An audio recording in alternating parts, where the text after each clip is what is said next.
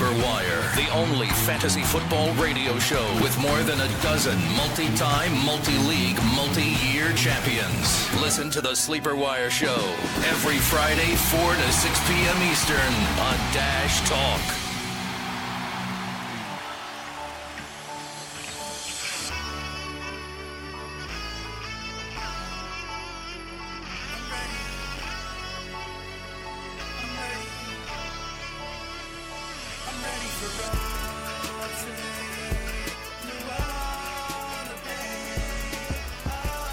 Welcome, everybody, to an episode of the Sleeper Wire Show. Yeah. Woo! That's right. I am your host, Nick Summerall, and with me today is my co-host, Dirty Jobs Mike. What is happening, Nick? How are we doing this evening? I'm good, man. It's been a while since I've been on the show. Work has been, I work shift work, so sometimes I just can't make it. But this week I'm here. I'll probably be on for the next few weeks. You know, getting some breaks from shifts, as long as overtime is not coming in. Otherwise, I'm taking it. And sorry, guys, you will not hear my docile, sexy tones. I think we can all understand that. A little overtime goes a long way, man. So yeah, and I get and it's always 8-hour shifts of overtime. So it's like it's not even like 1 or 2 hours. Like, no, I have to take a full shift of overtime. So yeah, there's no way I can turn that kind of money down. Yeah, yep, I get that. So we are here starting off week 6. We're recording during the Thursday night game. Who knows who's going to win this one? It's going to be a big one, though. Eagles versus Carolina. Two teams going into this game 4-1. So, obviously you're going to hear this after the Thursday night game has already commenced. But who do you think wins tonight, Mike? I think Carolina pulls it off. I think they've got the better team. I truly do. I think that they've proved it. I think that it's only because of the home advantage. I'm going to give this game unfortunately though, I think it's going to be like an ugly game, like like most Thursday night games are. So like, do you think Carolina's going to be like a blowing them out type of a situation? I'm with you on the Thursday night action. I think it's going to be maybe something like 21-17, something to that effect. I don't think there's going to be the high explosive, high octane game everybody's counting on. See, I disagree. I think it's going to be like something gross, like a 29-7 type of game for Carolina. I mean, I just think it's going to be nasty. I can definitely see that happening. Yeah, I mean, either way, I mean, I know the Eagles have a pretty high octane offense. I mean, look at what Carson Wentz did last week. What did he threw for 4 touchdowns last week, if I'm not mistaken? 3. I don't have the numbers right in front of him. 3, was it? Yeah. I thought he threw for more last week. We'll go ahead and double check that. But all I remember is he had a big game last week. I was watching the numbers go by, and I was like, damn, this offense. And Carson Wentz looking pretty damn good.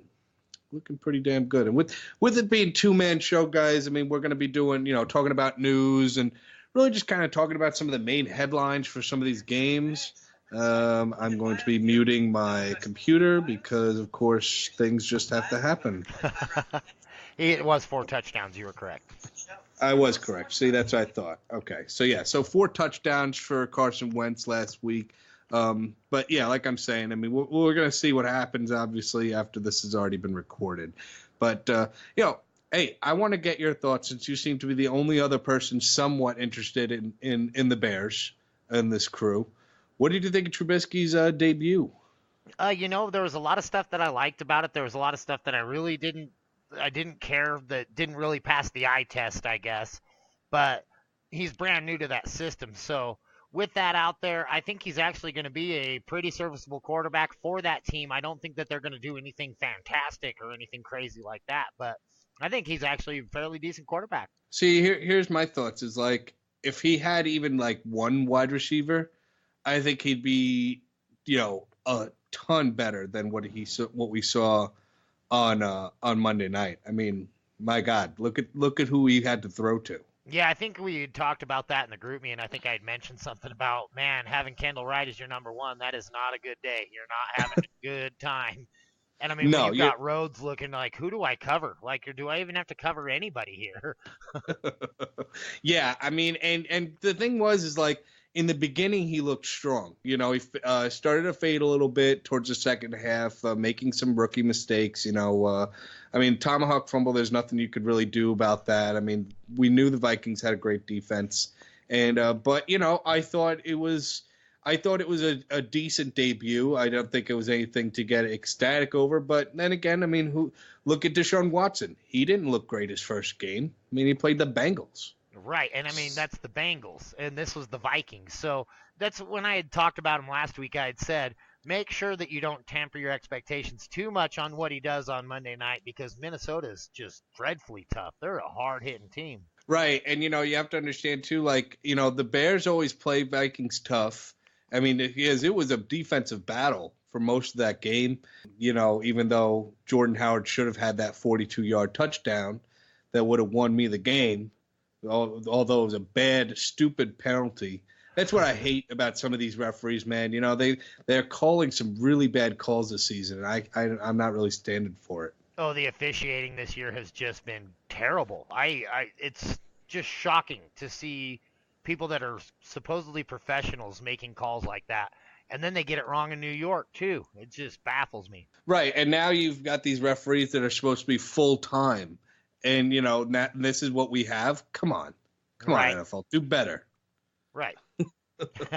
All right, so let's break into the news. I got my Trubisky thing out of there because I'm excited as a Bears fan. It's about time we had some kind of hope, especially after the first 4 weeks of seeing Glennon. But let's get into the news, man. So the first thing I want to talk about is Adrian Peterson getting traded to the Cardinals. That's pretty exciting news if maybe you were hanging on to Adrian Peterson, still hoping for him to do something. I don't know if he's going to because of this, but you got to believe there's a better chance for him to, you know, maybe have some resurgence in his fantasy value than what he had over there in New Orleans. What do you think about this move, Mike? You know, I think it was a good move for Adrian Peterson. I think it was a good move for Arizona. The one thing that kind of keeps me on the fence about it is that he has an average of 2.5 yards per carry, and in some of those aren't against tough matchups. I mean, he should have been able to tote the rock a little harder. So if they give him 20, 30 carries, who knows what he can do. He's kind of one of those consistent backs that kind of build that momentum as the game goes on. So I think he could actually be pretty good there, but I hope he does better than he did in New Orleans. Well, that's the thing, is he never got going in New Orleans because they never gave him that opportunity to do what he did with Minnesota. And as you said, I mean, he's a guy that it took time for him to get going. He's not a type that, you give him 5-10 carries, he's going to make the most of those opportunities. No. He needs 20, 30 touches, and that's where you're going to see a game where he could get, 150 rushing yards and 2 touchdowns. Because that's what he did. He'd break big ones off because he was getting the ball so many times. But the problem is that Arizona has Andre Ellington, who's certainly going to see the third down work. Right. So I think that's going to handicap his stats too.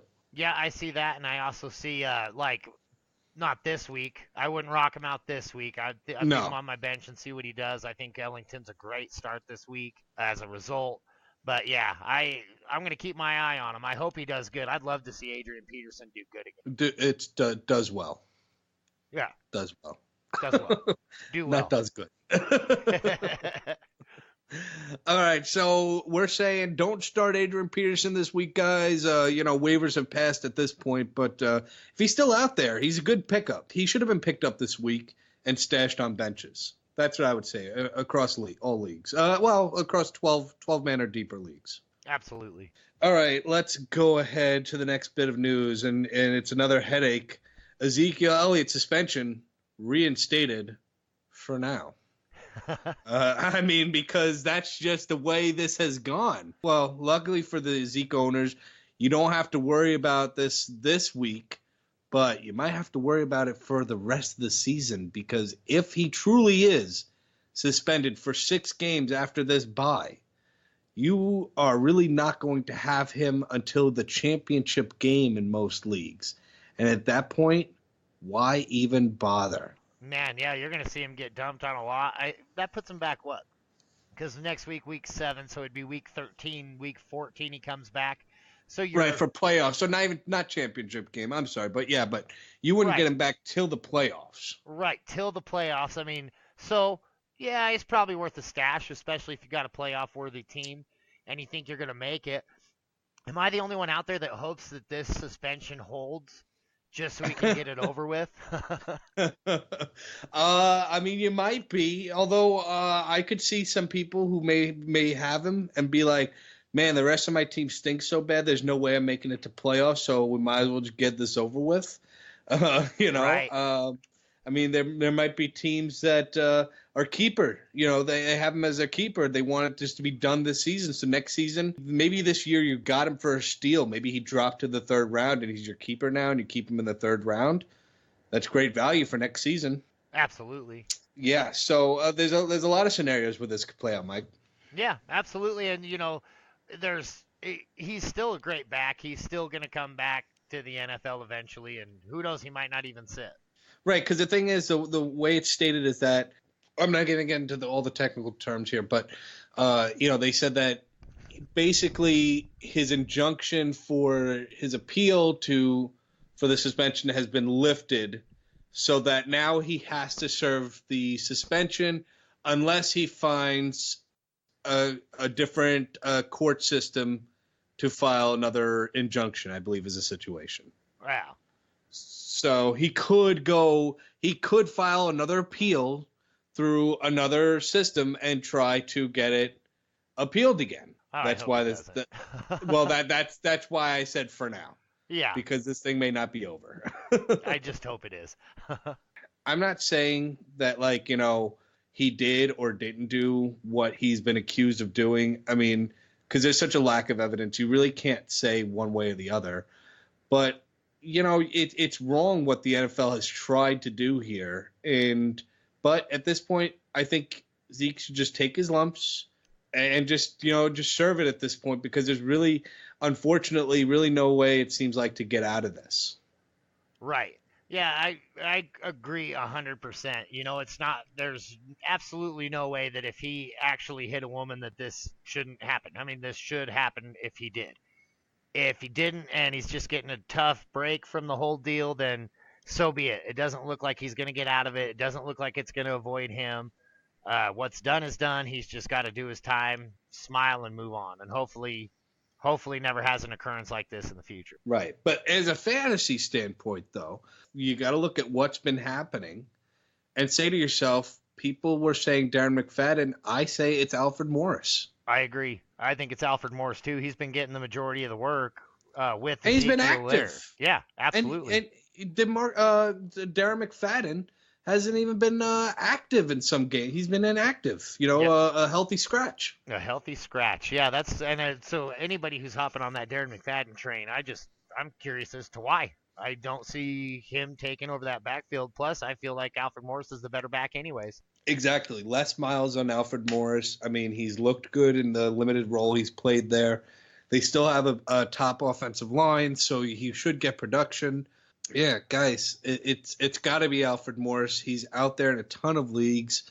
I say you definitely got to pick him up if you haven't already, especially you Ezekiel Elliott owners. Got to go pick him up. All right. Tyreek Hill appears on the injury report today, Thursday, with a hamstring injury. Yikes. Ugh. That's not good for a wide receiver, but he did participate in limited fashion, which leads me to believe he is going to play this weekend. And another thing is, too, the good news is Travis Kelce was a full participant and removed off the injury report. Yes. Yeah. So, I mean, what do you think, Mike? Definitely Tyreek Hill is going to play this week, you think? Yeah, he's seeming like, I hope so. It doesn't seem like that is stopping him too much. And if he's already limited today, I think by tomorrow we'll know that he's going to be more of a participant in practice. So I'm thinking he's rolling out. And I'm excited Kelce already wiped off that concussion. That guy's a beast. Yeah, man. So that's great news. Damn it. Somebody already picked up Alfred Morris in this one league. Damn. Oh, dude, I was way too late on all of them. Yeah, right? Jeez. Damn it. All right. Well, it is what it is, I suppose. In other news, Tyler Eifert, having back surgery, will be out for the season. Moving on in is Tyler Kroft as the guy to own there as far as your tight end is concerned. Not really anything newsworthy about this. Just felt like I should mention it just because, I mean, this is just typical Tyler Eifert stuff every season. Right. Yep. That's why we tried to tell you to avoid him in the draft. Yeah. So here's my question, because I wasn't on the Monday show, but, you know, they announced Brandon Marshall out for the year. Odell Beckham, as we already know, out for the year. You know, even Dwayne Harris broke his foot, going to be out for an extended amount of time. With Sterling Shepard, I haven't seen the reports, or I didn't really do as much digging as I should have. The Sterling Shepard, is he just like a sprained ankle? He was seen in a walking boot at yesterday's practice was the last I heard about him. It's not looking good for him to play this weekend. But either way, even if he plays this weekend, he's playing against the Broncos. Probably not going to be a good situation. I'm calling for the Broncos to score 100 points on defense this year or this week. This is why. Oh, so speaking of that, I'm going to go off of my own little thing here because in my one league, was I excited. So last week, Denver was on a bye. Somebody dropped Denver Broncos defense. Oh, my. Yeah, and the team is really dumb. So I went and I snatched them up right away. I mean, I still have Panthers defense, so like it's not like I was struggling for defenses, but I was like, hey, one of the best defenses out there in the league, you know, I got to pick. Yeah, if not I have to go pick them up. So I picked them up. So I'm excited to play the Giants this week now after all the injuries, it's unfortunate that they do have all those injuries, but you know, I'm excited as a fantasy owner to have the Denver defense against them. And now I got to go because Dak's on a bye. I got to pick up Trevor Siemian because he was just released on waivers. So, yeah, that could be a big Monday night blowout for the Broncos, man.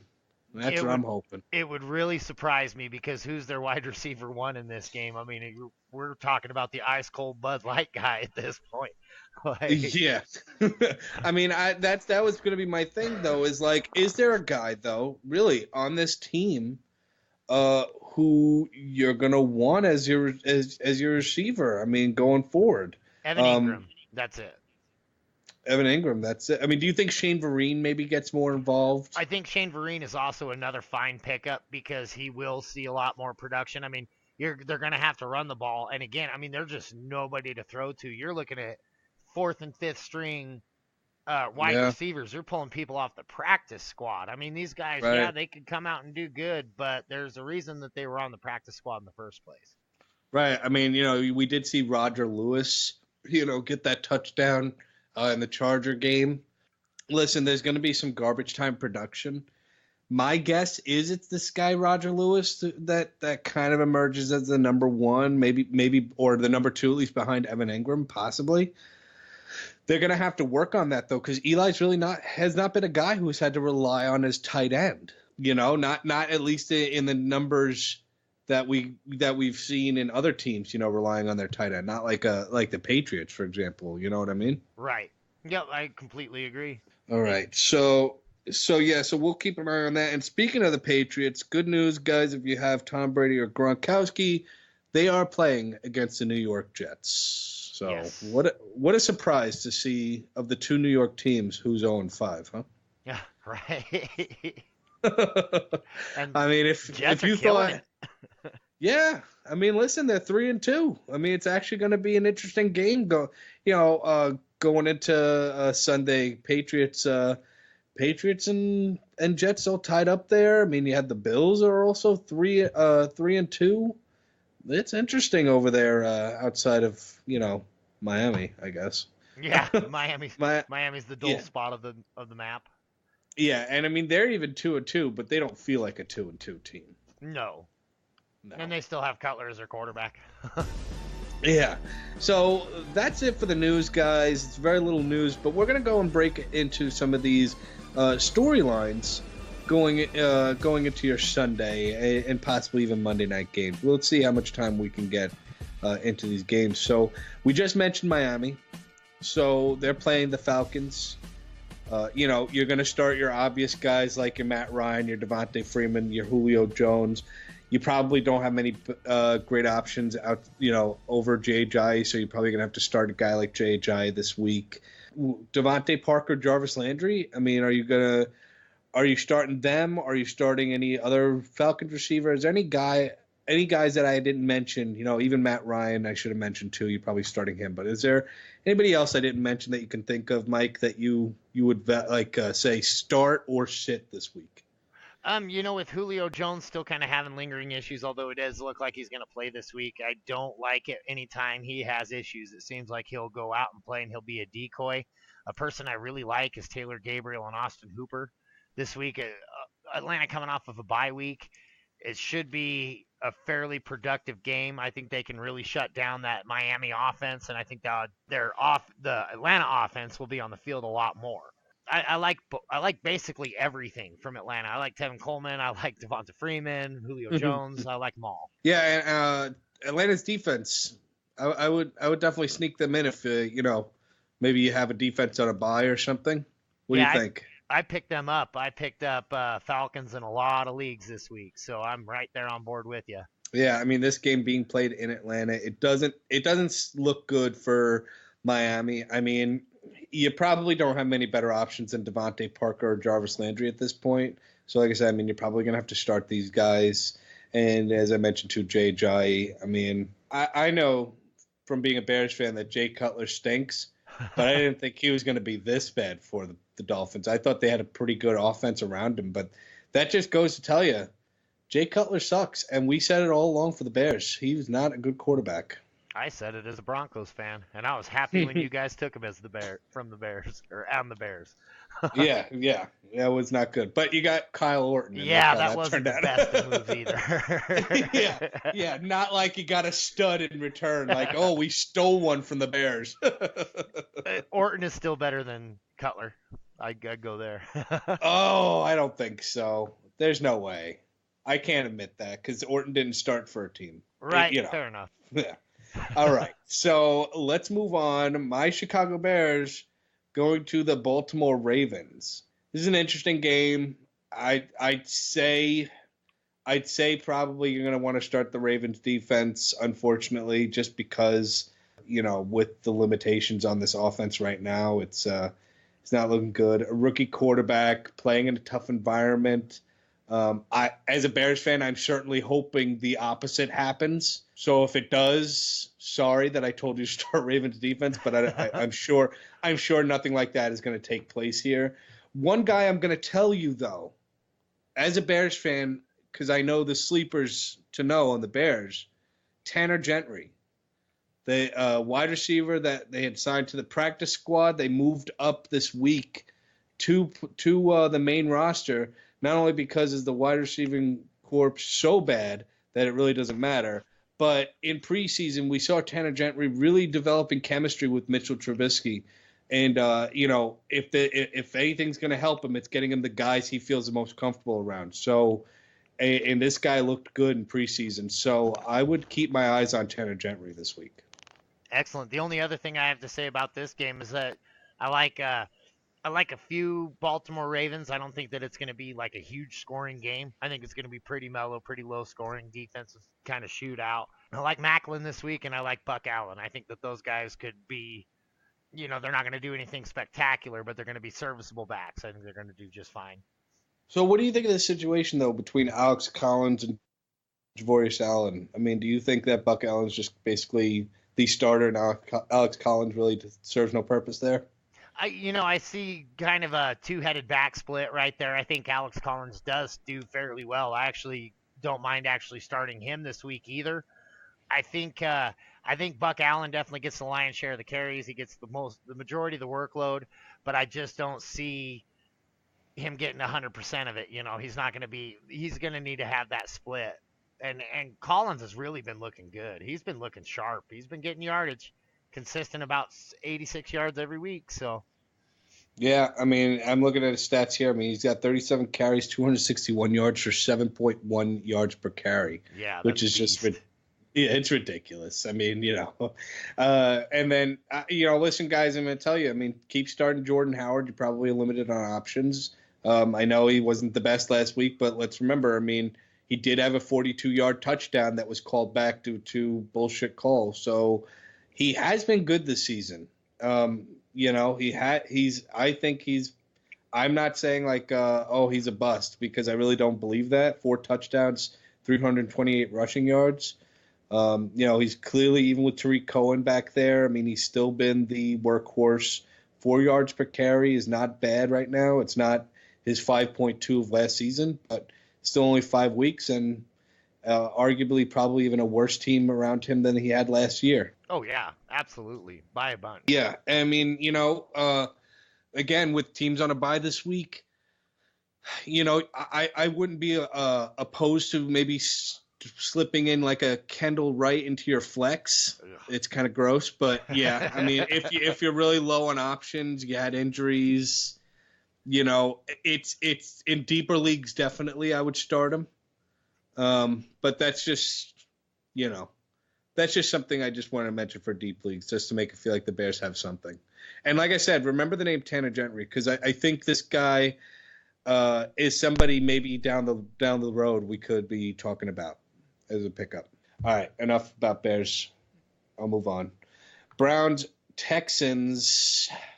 Start your Texans, and I don't know what's up with this Browns team. It's just the same every year, isn't it? Yeah, I mean, you kind of looked like they were turning it around there for a minute, and then they just kind of came out and decided to be the same Browns that they always are.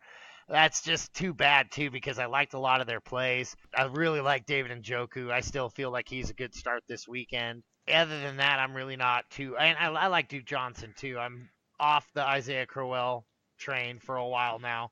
I think don't drop him, but stash him. I did drop him in a few leagues, and I'm kind of regretting doing that, because you should never drop a running back mid-season. But I'm still feeling pretty good about it, because he hasn't been doing anything that makes me happy. But every Texan – on the other hand, now, Cleveland does have a fairly sneaky rush defense, so I'm not really high on Lamar, but I'm really high on Deshaun Watson. I'm really high on Hopkins.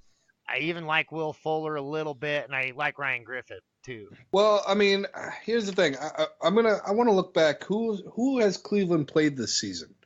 They played against the Jets last week, right? Right.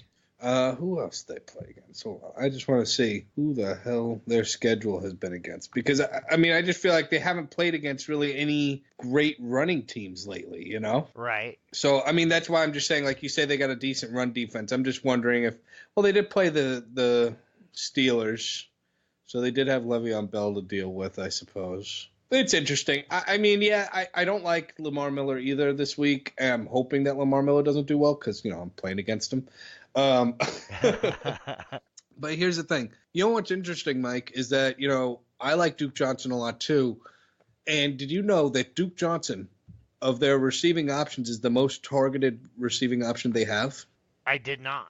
According to fantasypros.com, he is seeing 31 targets this season. And last week was his lowest with 3 targets. So I don't know what that was about. But, I mean, he has seen, 5, 6, 7, and 10 the week before. I would think that he would see more targets again this week. I don't think it's wise for them to get away from Duke Johnson if he's being productive with his touches. Yeah, to me, he's just being the better back. I mean, he's just out there being the better back. That's what he's doing. I think he's being better than Isaiah Crowell, and I think he actually probably takes that job. Probably does.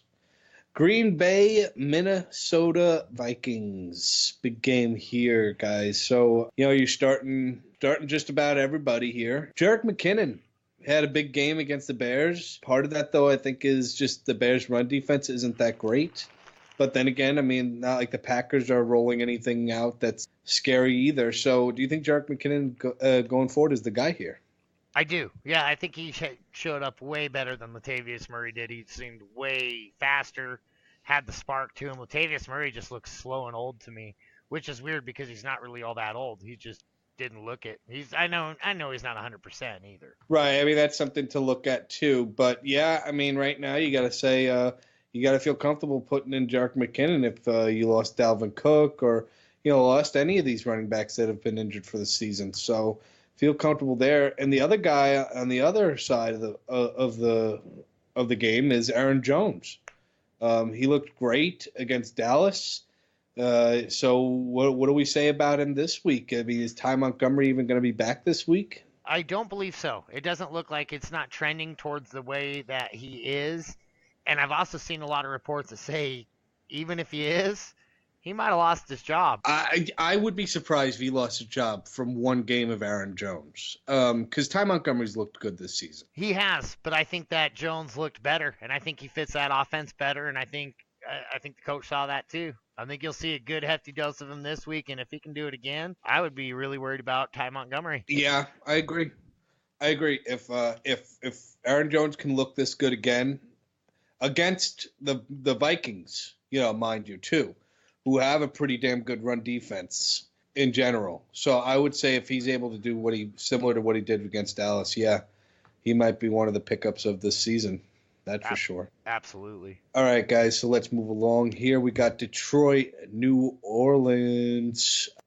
I don't know what happened to Detroit's defense last week against those Eagles. I mean... Against the Panthers? Oh, Panthers. Excuse me. I knew it was they're one getting of the ready to play playing. the Eagles. Yeah, that's right. Yeah, against the Panthers, though. I mean, they've had a pretty respectable passing defense, but their corners just couldn't stop anything going. Do you think that was just kind of fluky, or do you think that against New Orleans we'll see somewhat of the same situation for that Detroit defense? Yeah, I do not like playing against Drew Brees at home. I think he can light any team up. I don't care how good your defense is. I think he can still light you up. So I do not think that I think they have a great defense. I think that they just got outmatched, outwitted, and outplayed by Cam Newton last week. I mean, simple as that. I feel like they just got outplayed by Cam Newton.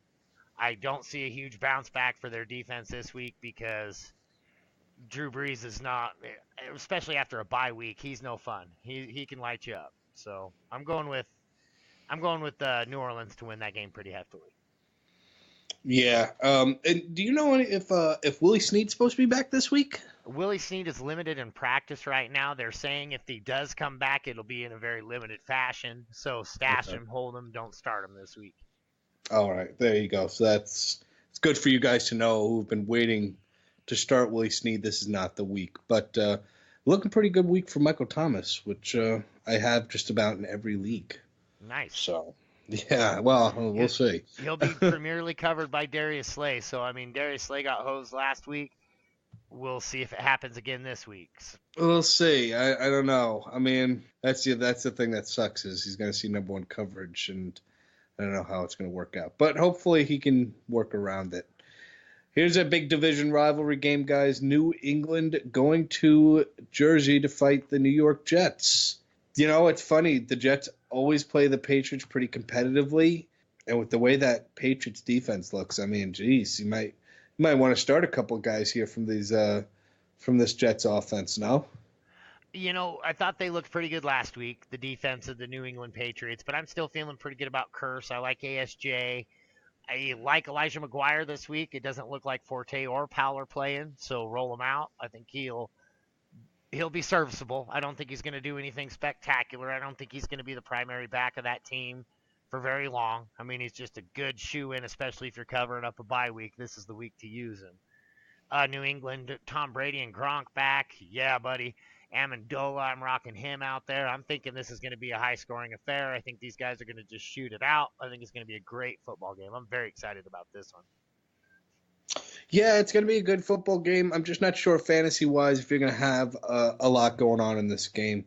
I mean, yeah, like we said, it could be one of those really surprising, like kind of, high-scoring games just because the defenses aren't all that great. But it could also be one of those – it could be like a 21-17 kind of game.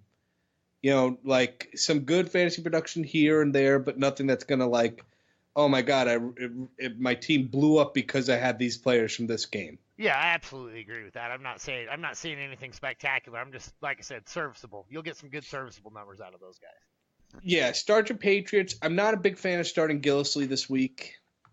I don't think it's a good matchup for him. Pretty good run defense. What are you thinking? I agree. I haven't really liked what I've been seeing out of Gillislee. Like, it was great when they were getting him into the red zone and getting those looks, but he's just been getting stuffed now. I mean, they haven't been able to open holes for him, or he hasn't been able to find the holes. To me, Dion Lewis is looking better over there every week, and I know I've been really high on him all off season and all season, but he's really been looking good, and I think he's going to start stealing some carries. I do still honestly feel like he is the best back out there. Yeah, I mean, he's been playing pretty well. The only problem is they got James White there, and they're basically very similar players.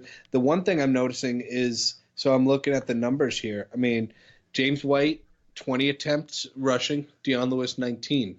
But Dion Lewis has a 5.2 yards per carry average. James White, 3.8. However, in the receiving game, James White, 29 catches to Dion Lewis's 7. Right. See, and I mean, he's just been starting to barely get involved, and I think he's a way better back than James White. I kind of disagree with that. I mean, I think Dion Lewis can be a little more explosive. If that, I would agree that he's a little more explosive, but I don't think he's better. I think James White is a crisper route runner as far as receiving is concerned. I can give you that. Like, he might be the better receiver. I just think that Dion Lewis, I mean, to me, they can both catch the ball very well. They can both run routes decent. I don't really know how Dion Lewis, it's been a while since he's played, so he might still be a bit behind on some of those things. But to me, I don't know. He's by far the better back. He's very good. Yeah, right. So, again, I mean, Gillislee was saying no. Powell and Forte looking like they're out this week, so Elijah McGuire. And then you're basically, going to throw in maybe Jermaine Kearse as a flex option this week. Right, yeah. And who would you that's go where with this week? Put White. I'd probably still put White as my flex option there, too, over Dion Lewis this week. I don't really see the full takeover happening for another, maybe about a week or two. I've been saying that for a while now, but you're starting to see it. Yeah. But James White, I think he's perfect to flex. I think you get enough fantasy production out of a lot of these guys. We're talking 10s to 15s. Let me ask you this. In a PPR league, who do you like better this week, Jermaine Kearse or Kendall Wright? Oh, Jermaine Kearse by a bunch. I just had to throw that in there. Okay. I'd probably start Tim Tebow over Kendall Wright. Oh, come on. Knock it off now. Now you're just being ridiculous. I really honestly would, though, because that guy has never done good for me. It's done well. Come on. It's never done good. Okay. It's That's time to start learning Wyoming, Nick. Oh, well, thank God I live in New York. All right. So next up is a putrid game. The 49ers against the Redskins. So I did see a report saying that Samaje Perine was going to get more involved this week. How much do you think is bullshit? I don't think any of it. I think it's good. I think it doesn't look like Rob Kelly's going to start. I like Chris Thompson a lot this week. I really do like Samaje Perine. I basically like anything with the Redskins jersey this week, though, too. I think they're going to just slaughter them poor 49ers. They're going to have to go all the way to Washington, D.C. to go meet a Kirk Cousins that just had a bye week. It's going to be a pretty rough day, I think, for San Francisco. Yeah, so would you say, Samaje Perine could be a guy that could be picked up this week? Yeah, absolutely, and I'd start him. And start him. Yep, I would. Well, okay, Samaje Perine or Wayne Gallman this week? Samaje Perine, for sure. Samaje Perine or Alex Collins?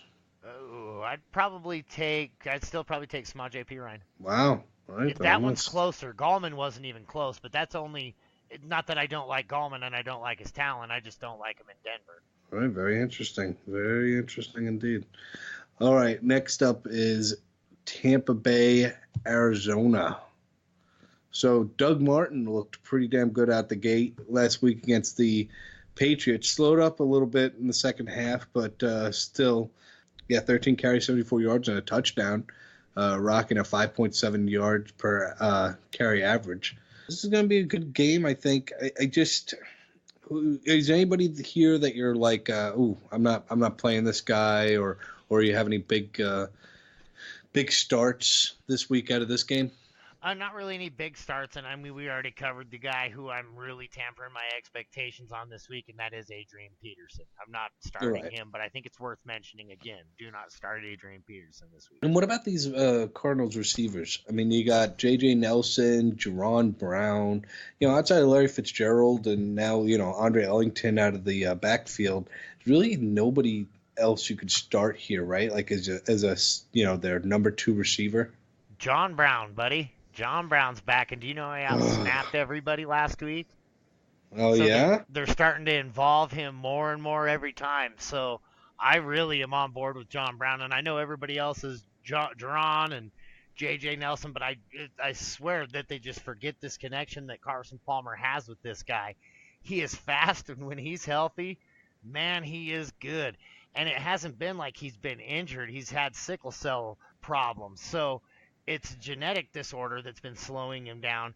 And now that he's starting to get more in tune with that, with everything, start him. I'm feeling really good about this guy, and I'm feeling good about him this week. I think he has at least, I'd say 5 catches, probably 80 yards and a touchdown. That's what, this is why I don't like Cardinals receivers, is because it's always somebody different. And I understand what you're saying. Yeah, Palmer's got the rapport with Brown, and sure, he has big games here and there, but it's here and there. It's never consistent. It's, and then, like I said, we'll see somebody like J.J. Nelson or Jerron Brown, like one of those 2 guys the next week. I don't know. I what I don't understand is why they aren't really grooming one of these guys to be that replacement for Larry Fitzgerald. Because, I mean, come on. Guy can't play next year, can he? I don't think so. I mean, but man, tell him that. And did you see that catch he had in the end zone that won him the game the other night? Mm-hmm. I mean, it's like watching Big Papi in his final season as a Red Sox fan. Like, the guy is just balling. And so if he keeps that up, I don't see why he doesn't come back next year. I mean, but I think he leaves on a high note. I think he quits next year. Yeah. Well, here's a big game for you. LA Rams, Jacksonville Jaguars.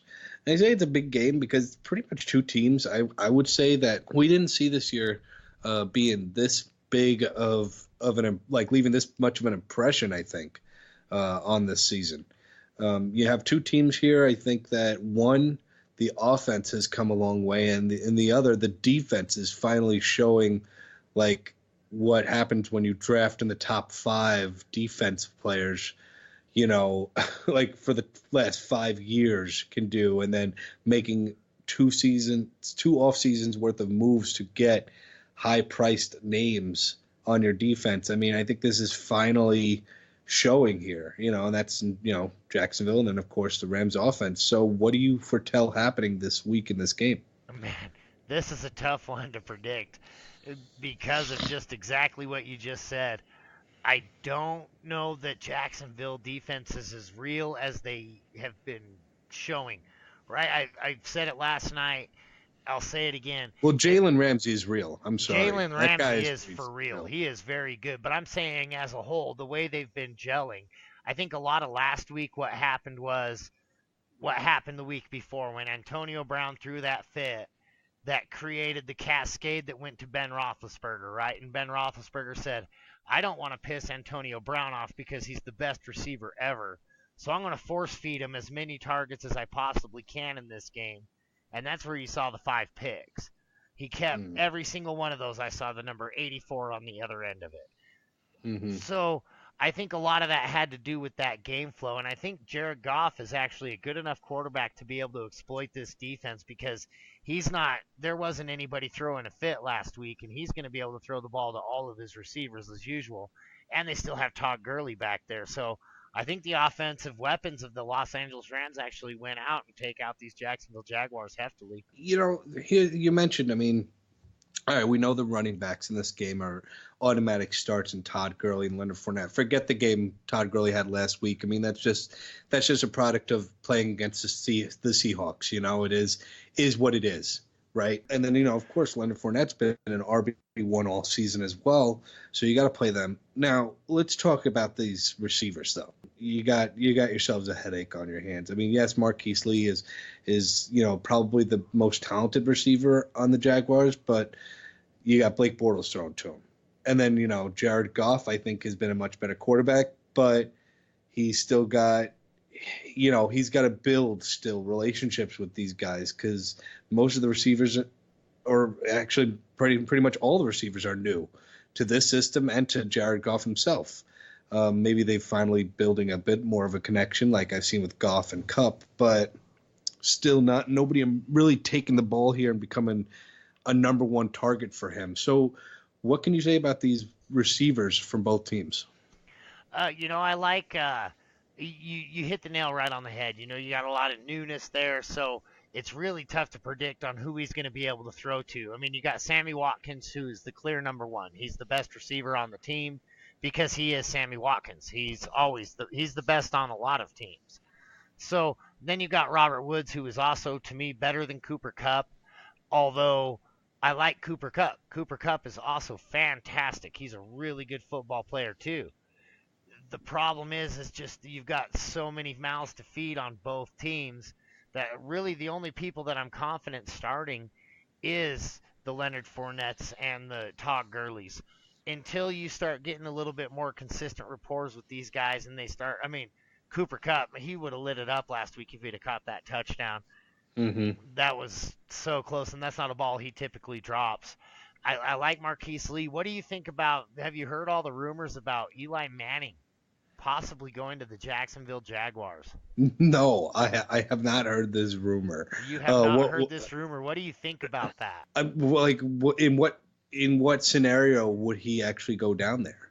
Well, Tom Coughlin is the... Well, yes, but like this season, or we mean for next season? Yeah, no, they're talking about in the next couple of weeks is what I was reading. And again, this is all rumor and speculation. I read a lot of crazy stuff on the internet, so... Well, first off, I know my wife wouldn't be happy if she heard that Eli Manning got traded to the Jaguars. But as far as that actually taking place, I don't think that's going to happen. I don't foresee that in the next couple of weeks. We're reading about how the Giants traded. I mean, what would they get? It would have to be at least a first-round pick. Not that Eli's worth that at this point, but I would think that there's no way they trade him for really less. Well, when you look at how bleak the outlook is in New York, that's what really makes the most sense to me. For this, if this was to ever occur, right? The only reason that this were to occur is because, well, might as well, you already started out as 0-5. Might as well try to shoot for that top waiver pick, go for a quarterback and rebuild. Franchise Odell Beckham. Do the right things. I mean, you've got a lot of good pieces out there, but you don't have all the right pieces. So I could see it happening. It'd have to be a draft pick. You'd have to go for a first or second. Probably a first and a fifth, something like that would probably be worth an Eli Manning, I'd bet. Right, quarterbacks aren't a dime a dozen. And good quarterbacks definitely aren't a dime a dozen. And that guy's a Manning still. At the end of the day, that guy's still a damn Manning. And so he fetches the price. Exactly. And, and the Giants are going to know that, Tom Coughlin wants to have Eli Manning down there, so they're not just going to give him away. Right. Yeah. So it's got to be something something they need substantial. To trade for is for the future. Exactly. All right, so we got a couple more games. Let's try to power through at least to the Sunday night game. We got 3 more games. All right. So Steelers Chiefs. We just talked about the Steelers. 5 interceptions for Ben Roethlisberger. I would say this would be an interesting game, but I really think this is going to be another Kansas City win. Going 6-0. I think Kansas City is going to win, but I almost feel like Pittsburgh is going to come out and upset them. The mood is right for the upset. You've got a pissed off Big Ben. You've got an offense that's just so good at football that has not looked good at football this whole entire season. I know, but the other thing is it's in Kansas City. In Kansas City at the Chiefs, who are just on fire right now. This would be the upset of upsets if it happens, but this is my upset of the week. I'm calling for Pittsburgh to win in Kansas City. Crazy, I know. Don't take my advice. My upset. Pittsburgh Steelers don't do anything like that. But my upset of the week is Jets over Patriots. see, and I don't think that's an upset. See, I do. I think the Jets can beat the Patriots this year, and I think they've proven they can beat them. Like, they're a better football team almost this year. Let's not get carried away. Jets are not a better football team than the Patriots. Right now, the way the Patriots have been playing, I don't know. I hear you. It won't continue that way. That's for sure. Yeah. So, but I'm sorry. I do not see the Steelers beating Kansas City in Kansas City, especially after that kind of a performance. I mean, I don't think their guys are going to be unstartable. I can't say start Ben Roethlisberger. No, don't start Ben Roethlisberger. Right, but you're going to start Hill, you're going to start Kelsey, you're going to start Hunt, and I'd even start Alex Smith. Yeah, to me, you have to start Alex Smith. He's proved that he's startable every week. I don't know if he's startable every week. I want to see. My one concern is he's been looking real good in his primetime games, and he's been in 3 primetime games this season. Yeah. Yes. Yeah. So 3 primetime games we've seen him in. He's looked great in all 3. He looked okay. I remember at least in one of his non-primetime games. I don't have the numbers right in front of me, but so I want to see how this game turns out. It is a 4:00 game though, so it might be game of the week. So maybe it will be considered primetime. You know what I'm saying? Yeah. I don't know. Yeah. No, and I mean, to me, Alex Smith, with his rushing and what he's been doing out of the pocket, to me, he is a must-start every week. Yeah, I mean, 23 carries for 108 yards. That's what Alex Smith is doing just on the ground. Right. It's not bad for a quarterback. All right, let's go on to L.A. Chargers, Oakland Raiders. Yikes. You think Derek Carr is going to play this week? I do. Yeah, it looked like he wanted to play last week, so I do think he does play this week. Man, it's just rough because you think about it. He's being kind of rushed back into playing, don't you think? I mean, he had the fracture in his back. I mean, he only had 1 week off. I think this is enough time for him to look like, Derek Carr. Do you know who that reminds me of? Is Who? Odell Beckham. I'm fine. Just put me in, coach. I want to go play football. So that's where my worry is about that. Yeah, no, I'm right there with you. I don't think he's the guy you can slow down as far as that goes. I think if he says he wants to play, they have to listen to him. I mean, he's got him kind of around his finger. You can't start this week, though. I don't think I could. Yeah, no, I don't think I'd start him. I'd start Crabtree. I'd hesitantly start Cooper. I do think he could actually have a week this week, but I think he could also have 5 drops like he's had every week before then. I think the Chargers what's that? Boy, I was just going to say, did I call Amari Cooper being a bust this year. And so far, he's proven me right. I mean, in 5 games, he has 13 catches for 118 yards and a touchdown. That's brutal. Yeah, it just does not look good. And, I mean, he's typically a slow starter. But, I mean, they keep saying, oh, he's slow start. He isn't going to catch, he'll catch him. Like, he's been getting the targets. He's just been dropping them. His head is somewhere else. He's not himself this year. But I do think he can pull it together. I mean, he still is a premier receiver, in my opinion. He's fast. When he can catch, he catches the ball great, runs it down the field great. You know who I'm excited about, though, this week is Keenan Allen. Ooh.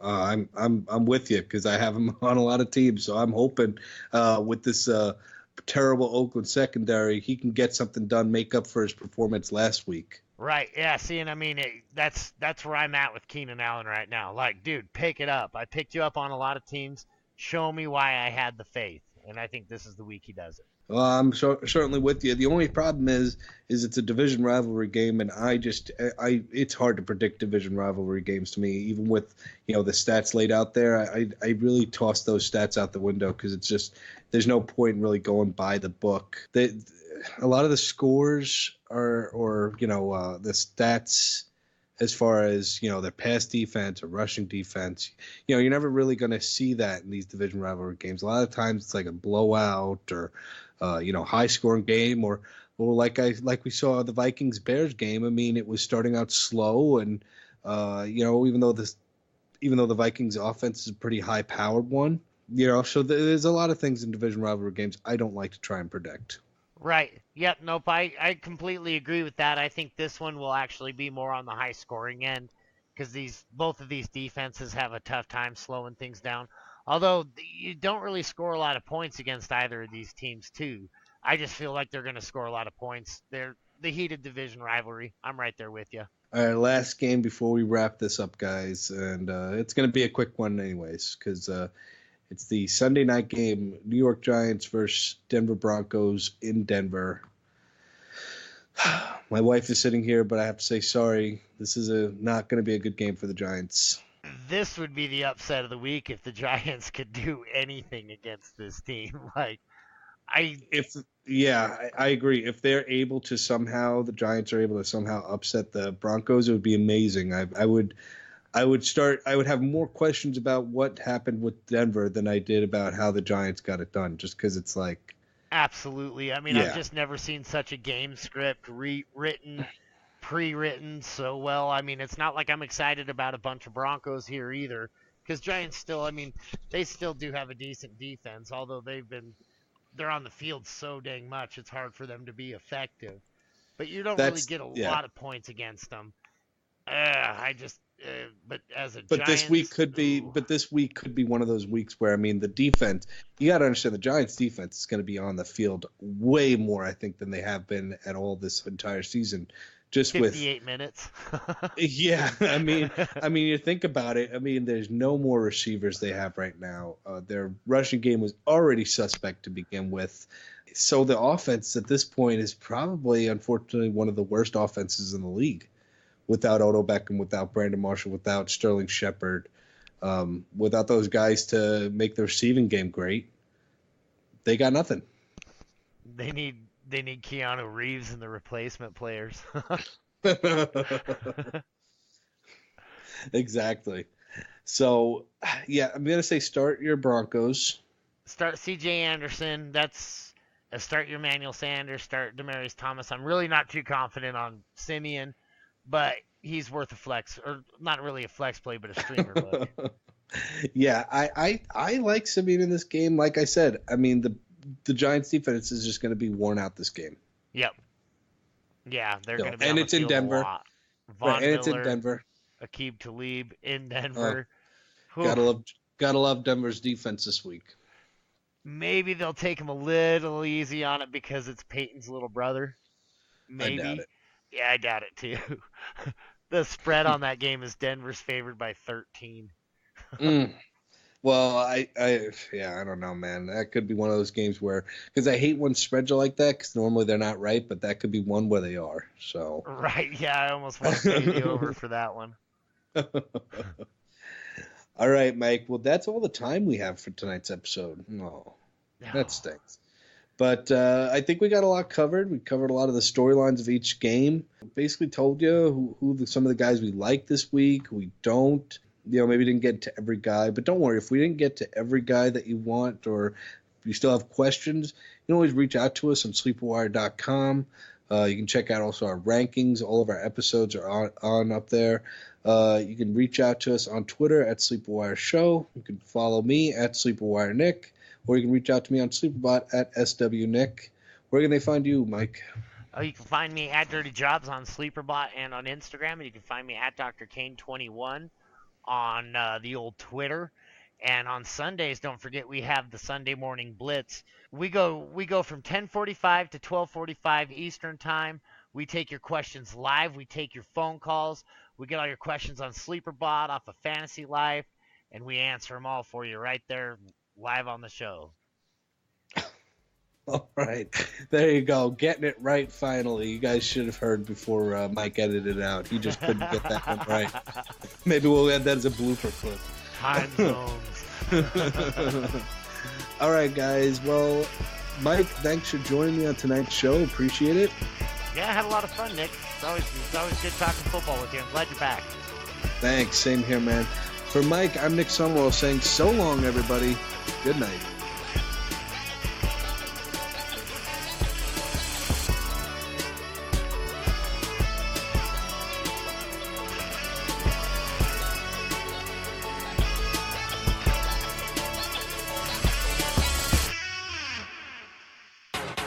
The champions from the Sleeper Wire Fantasy Football Show will help you win your fantasy football championship. Sleeper Wire, Friday 4 to 6 p.m. Eastern. Sleeper Wire on Dash Talk.